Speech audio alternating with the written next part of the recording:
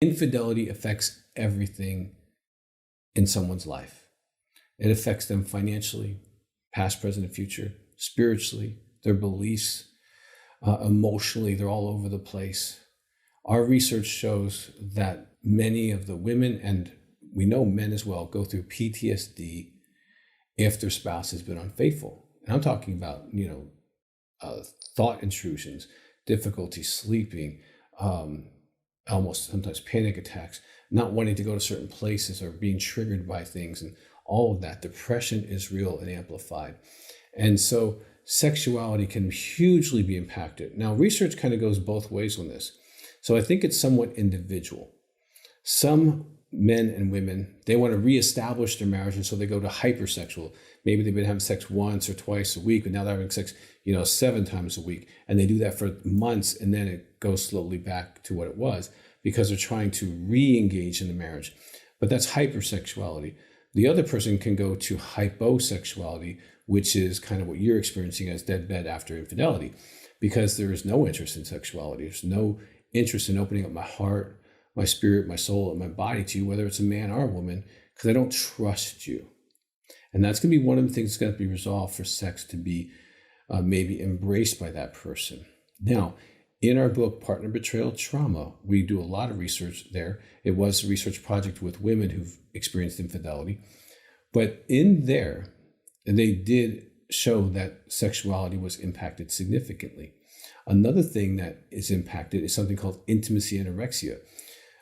Men and women who experience infidelity can show up with more symptoms of intimacy anorexia after the infidelity is known.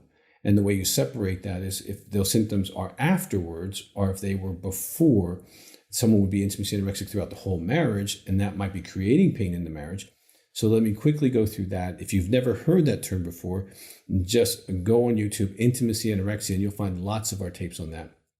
There's also a website called intimacyanorexia.com and lots of stuff for the intimacy anorexic and the spouse to heal.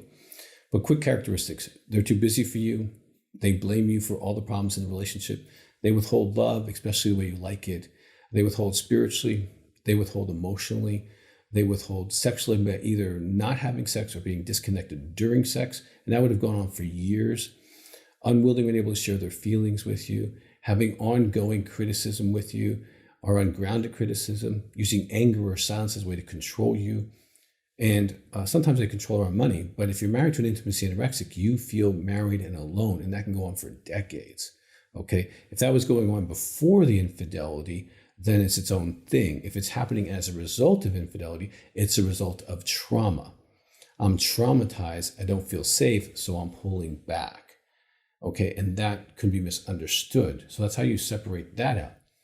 Now, the deadbed syndrome, it doesn't have to last forever. But there also could be that during the marriage, if sex was not a positive experience for someone, we weren't looking each other in the eyes, there was no light on, there was no nurturing conversation, we were alone during sex, sex was a negative reinforcement for one person, then there's not going to be a whole lot of desire after infidelity to have something that wasn't good to start with. So I would definitely get the book, Upgrade Your Sex Life, Learn Your Sexual Expressions, and be able to do that. Now, if it's a result of trauma, the man or woman is going to do really well to deal with the trauma. And you can come to our office and do, 5-day intensive. That can be really, really helpful. We've been dealing with infidelity for almost 40 years. We know what we're doing. And the counselors are certified in partner betrayal trauma. So you won't be blamed for the infidelity. You can heal from the trauma. And also in our building, we have neuromodulation, which we have found works incredibly to help the brain get better. Because when infidelity happens, it's like being hit by an 18-wheeler. It's trauma. I mean, it's just as bad as seeing your spouse being hit by a car and, they're bleeding and their body parts are damaged and they're bruised and they can barely move, they're disoriented. That's what it really looks like emotionally. They are not themselves and their brain is not the same. And there's no amount of counseling that can rework that. But the neuromodulation does miracles. Usually by Wednesday, I can see a huge difference in their eyes and the way they process. They're back to the neuroplasticity they had before the trauma, instead of being in flight or fight or in freeze. That's not where you want to be after trauma. And that can be a major player in why there is deadbed in your situation. Now, deadbed syndrome doesn't have to last forever, but it does need to be resolved. One of the key issues that I have seen for women and men is this issue called trust. So I want to talk about that lastly. And that is, there's a slow way and a fast way to reestablish trust after infidelity. Because if you've been cheated on, you no longer know what's real. And the person who's telling you the story is not someone you trust because they lie.